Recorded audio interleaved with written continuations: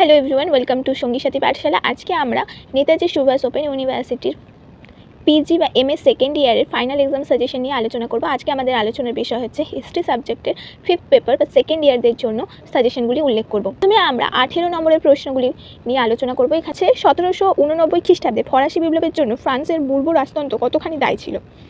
দ্বিতীয় প্রশ্ন, 1789 খ্রিস্টাব্দে ফরাসি বিপ্লবে দার্শনিকদের অবদান উল্লেখ করো। এই প্রশ্নটা খুব গুরুত্বপূর্ণ। এখানে উল্লেখিত প্রত্যেকটা প্রশ্ন গুরুত্বপূর্ণ, কিন্তু তার মধ্যেও যেগুলো সবথেকে বেশি গুরুত্বপূর্ণ সেগুলোকে আমি অবশ্যই স্টার করে দিচ্ছি। 3 নম্বর হচ্ছে ডাইরেক্টরি শাসন ব্যবস্থা বলতে কী বোঝো। ডাইরেক্টরি শাসন ব্যবস্থা সম্পর্কে যা জানো লেখো। এগুলো প্রত্যেকটা প্রশ্ন খুব গুরুত্বপূর্ণ, প্রত্যেকটা প্রশ্নই দেখতে হবে। তুমি কি মনে করো ডাইরেক্টরি শাসন নেপোলিয়নের ক্ষমতার উত্থানে সহায়তা করেছিল? এই একটা প্রশ্ন যদি তোমরা করো তাহলে এই অথবা প্রশ্নটাও রেডি হয়ে যাবে। 4 নম্বর হচ্ছে 1791 সালে সংবিধান সভার প্রণীত নতুন ফরাসি সংবিধানের বৈশিষ্ট্যগুলির সমালোচনামূলক আলোচনা করো। 5 নম্বর প্রশ্ন, প্রাক বিপ্লব ফ্রান্সের অর্থনীতি সংস্কারের বিরুদ্ধে অভিজাত শ্রেণীদের প্রতিক্রিয়া ও তার পরিণতি কী ছিল আলোচনা করো। 6 আমি বিপ্লব এবং আমি বিপ্লবকে ধ্বংস করেছি, এই দুই বক্তব্যের প্রেক্ষিতে নেপোলিয়নের মূল্যায়ন করো। খুব গুরুত্বপূর্ণ প্রশ্ন। 7 নম্বর, নেপোলিয়ন বোনাপার্টের অভ্যন্তরীণ সংস্কার সমূহ আলোচনা করে দেখান যেগুলি ফরাসি বিপ্লবের আদর্শের সঙ্গে কতখানি সঙ্গতিপূর্ণ ছিল। প্রত্যেকটি প্রশ্ন কিন্তু খুব গুরুত্বপূর্ণ। 8 নম্বর প্রশ্ন, মহাদেশীয় অবরোধ ব্যবস্থা বলতে কী বোঝো? এই ব্যবস্থা কি প্রকৃত ইংল্যান্ডের পরিবর্তে ফ্রান্সকে বেশি আঘাত করেছিল? প্রত্যেকটা প্রশ্ন তোমাদের খুব গুরুত্বপূর্ণ এবং প্রত্যেকটা প্রশ্ন এবারে পরীক্ষায় আসার জন্য খুব ইম্পর্টেন্ট। সেই জন্য অবশ্যই তোমরা এখন থেকে প্রস্তুতি নিয়ে নাও, সেই সাথে আমাদের ভিডিওগুলি তোমাদের বন্ধুবান্ধবদের সাথে শেয়ার করে দাও যাতে তারা উপকৃত হতে পারে। 9 নম্বর প্রশ্ন হচ্ছে ঐক্যবদ্ধ জার্মানিতে বিসমার্কের বৈদেশিক নীতি কতদূর সফল হয়েছিল? এই নীতির বৈশিষ্ট্য ও ত্রুটিগুলি আলোচনা করো। 10 নম্বর প্রশ্ন, জার্মানিতে শিল্প উন্নয়নের প্রধান ক্ষেত্রগুলি আলোচনা করো। শিল্পায়ন কি কোনোভাবে জার্মানির বিদেশ নীতিকে প্রভাবিত করেছিল? 11 নম্বর প্রশ্ন, কাইজার দ্বিতীয় উইলিয়ামের বৈদেশিক নীতির মূল্যায়ন করো। এই নীতি প্রথম বিশ্বযুদ্ধ ঘটানোর জন্য কতখানি দায়ী ছিল? খুব গুরুত্বপূর্ণ প্রশ্ন, আমি স্টার করে দিলাম। 12 নম্বর প্রশ্ন, শিল্প বিপ্লব কেন ইংল্যান্ডে প্রথম দেখা গিয়েছিল? একে কি কেবলই বহির্দেশীয় উপাদানগুলি দ্বারা ব্যাখ্যা করা যায়, অথবা ইংল্যান্ডে শিল্প বিপ্লবের জন্য দায়ী বহির্দেশীয় অভ্যন্তরীণ উপাদানগুলি সম্পর্কে আলোচনা করুন। প্রত্যেকটা প্রশ্ন গুরুত্বপূর্ণ, সেই জন্যই এখানে আছে।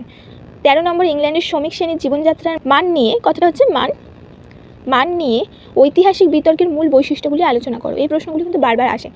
14 হচ্ছে জার্মানির ঐক্য প্রচেষ্টায় বিসমার্কের কৃতিত্ব আলোচনা করো, অথবা জার্মানির ঐক্য আন্দোলনে বিসমার্কের কৃতিত্ব আলোচনা করো। বিসমার্ক কীভাবে জার্মানিকে ঐক্যবদ্ধ করেছিল? এই 3টে প্রশ্ন, যে কোনো একটা প্রশ্নকে তোমরা তৈরি করলে 3টে প্রশ্নের উত্তর চলে আসবে। 15 নম্বর প্রশ্ন হচ্ছে প্রথম বিশ্বযুদ্ধ কি অবধারিত ছিল? 16 ইতালির ঐক্য আন্দোলনের বিভিন্ন পর্যায়গুলি ব্যাখ্যা করো। 17 আপনি কি মনে করেন হিটলারের আগ্রাসী পররাষ্ট্রনীতি মূলত দ্বিতীয় বিশ্বযুদ্ধের জন্য দায়ী ছিল? 18 নম্বর প্রশ্ন, 1917 খ্রিস্টাব্দে বলশেভিক বিপ্লবের পটভূমি আলোচনা করো। 19 দ্বিতীয় বিশ্বযুদ্ধের পরবর্তীকালে বিশ্বের শান্তির জন্য জোট নিরপেক্ষ আন্দোলন কীভাবে প্রভাবিত করেছিল উল্লেখ করো। আর 20 হচ্ছে জার্মানিতে নাৎসি দলের উত্থান বিশ্লেষণ করো। এই 20টা ছিল আমাদের 18 নম্বর প্রশ্নের গুরুত্বপূর্ণ সাজেশন, যেগুলো কিছু ক্ষেত্রে 12 নম্বর প্রশ্নেও আসতে পারে। এরপরে 12 নম্বর প্রশ্নের সাজেশনগুলো, প্রথমে রয়েছে প্রাক বিপ্লব ফ্রান্সের অভিজাত শ্রেণীর সম্পর্কে সংক্ষেপে টিকা উল্লেখ করো, অথবা প্রাক বিপ্লব ফ্রান্সের অভিজাত শ্রেণীর মধ্যে কী কী স্তর ছিল আলোচনা করো। 2 নম্বর প্রশ্ন, এগুলো প্রত্যেকটা প্রশ্ন বারংবার পরীক্ষায় আসে।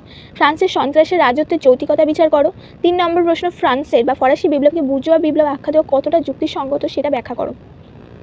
5 নম্বর প্রশ্ন, প্রাক বিপ্লব ফ্রান্সের অর্থনৈতিক সংকট কীভাবে বিপ্লবকে ত্বরান্বিত করেছিল। 6 1848 সালে ফেব্রুয়ারি বিপ্লবের পটভূমি আলোচনা করো, এর বৈশিষ্ট্যগুলি উল্লেখ করো। 7 হচ্ছে বিসমার্কের পররাষ্ট্রনীতিকে কি আগ্রাসী বলা চলে। 8 হচ্ছে ইতালির ঐক্য আন্দোলনে কাভুটের ভূমিকা আলোচনা করো। ইতালির ঐক্য আন্দোলনে মাৎসিনির ভূমিকা আলোচনা করো। 10 ইউরোপের জাতীয়তাবাদের উত্থান কীভাবে সাম্রাজ্যের অবক্ষয়ের কারণ হিসাবে কাজ করেছিল। 11 সাম্রাজ্যবাদের উন্মেষের সঙ্গে লেনিন ও হবসনের ব্যাখ্যা কী ছিল। বারবার এগুলো পরীক্ষায় আসে। ভার্সাই সন্ধির উদ্দেশ্য ও সিদ্ধান্তগুলি আলোচনা করো বা উল্লেখ করো। নেপোলিয়নের পতনে ইউরোপের যুদ্ধ ও মস্কো অভিযানের ভূমিকা উল্লেখ করো। 14 নম্বর প্রশ্ন হচ্ছে ইউরোপের বিভিন্ন দেশে যুদ্ধের সমকালে জাতিপুঞ্জ বিশ্বশান্তি রক্ষা কতখানি সাফল্য অর্জন করতে পেরেছিল। 15 নম্বর প্রশ্ন হচ্ছে বলশেভিক বিপ্লবের আগমনে লেনিনের রণকৌশল ব্যাখ্যা করো। 16 হচ্ছে যৌথ নিরাপত্তা ব্যবস্থা বিভিন্ন পর্যায়গুলি ব্যাখ্যা করো। 17 হচ্ছে বিসমার্ক বিসমার্ক 1871 খ্রিস্টাব্দের পর থেকে কীভাবে ফ্রান্সকে মিত্রহীন করেছিল আলোচনা করো। 18 নম্বর প্রশ্ন, জার্মানির জাতীয়তাবাদের বিকাশের পটভূমি ব্যাখ্যা করো। 19, জার্মানির ঐক্যবদ্ধ হওয়ার সময় থেকে প্রথম বিশ্বযুদ্ধ পর্যন্ত জার্মানির পররাষ্ট্রনীতি আলোচনা করো। আর 20 নম্বর প্রশ্ন, 19 শতকে ইউরোপে গণতন্ত্র ধারণা প্রসারের বিষয় সম্পর্কে যা জানো লেখো। এই ছিল আমাদের 12 নম্বরের গুরুত্বপূর্ণ প্রশ্নের সাজেশন। এরপরে রয়েছে আমাদের 7 নম্বরের গুরুত্বপূর্ণ প্রশ্নের সাজেশন। প্রথমে রয়েছে সাকুলেত কারা। এখানে প্রত্যেকটা উল্লেখ করা প্রশ্ন বারংবার আসে পরীক্ষায়। 2 হচ্ছে টেনিস কোর্টের শপথ বলতে কী বোঝো। থার্মোডোরীয় প্রতিক্রিয়া বলতে কী বোঝো। 100 দিবসের রাজত্ব বলতে কী বোঝো। 1848 সালে বিপ্লবের প্রকৃতি কী ছিল। 6 নম্বর প্রশ্ন হচ্ছে ত্রিশক্তি চুক্তি কী। ত্রিশক্তি আঁতাত বলতে কী বোঝো। ইংল্যান্ডে কৃষি বিপ্লব শিল্প বিপ্লবের সঙ্গে কতখানি সম্পর্কযুক্ত।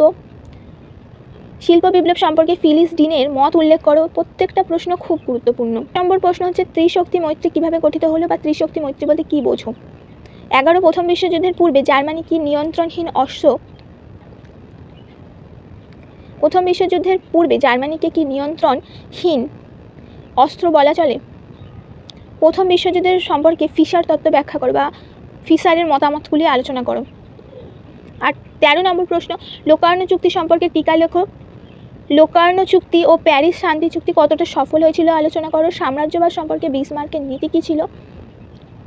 16 হচ্ছে আপৎকালীন সাম্যবাদ বলতে কী বোঝো। নাৎসিবাদ কাকে বলে বা নাৎসিবাদ বলতে কী বোঝো। শ্রমিক কল্যাণ সম্পর্কে বিসমার্কের নীতি কী ছিল। সংস্কৃতির সংগ্রাম বা কুল্টার ক্যাম্প কী। 20 নম্বর প্রশ্ন, প্রথম বিশ্বযুদ্ধে মিত্রপক্ষের জয়লাভের কারণ কী। 21, আর্নল্ড টোয়েনবি কীভাবে ইংল্যান্ডের শিল্প বিপ্লবকে ব্যাখ্যা করেছেন। 22 হচ্ছে ঐতিহাসিক ডাব্লিউ রোস্টো কীভাবে শিল্প বিপ্লবকে ব্যাখ্যা। প্রত্যেকটা প্রশ্ন বারংবার আসে, প্রত্যেকটা প্রশ্ন কিন্তু ভীষণ ইম্পর্টেন্ট। বিপ্লব সম্পর্কে একটি সংক্ষিপ্ত টিকা লেখো। জাতীয় পুঞ্জ। এবং আজকে 24 নম্বর প্রশ্ন এবং আজকের শেষ প্রশ্ন হচ্ছে সমৃদ্ধ জাতিপুঞ্জ বিশ্বশান্তি রক্ষার ক্ষেত্রে কতটা সাফল্য অর্জন করতে পেরেছিল। Netaji Subhash open university PG second ইয়ারের 5th পেপারের গুরুত্বপূর্ণ প্রশ্নের এবছরের জন্য গুরুত্বপূর্ণ প্রশ্নের একটি সাজেশন, যেগুলো অবশ্যই তোমরা দেখবে এবং এখন থেকে পড়া শুরু করে দেবে। আমরা অবশ্যই তোমাদের বাকি পেপারগুলোর সাজেশন নিয়ে আসবো এই চ্যানেলেই।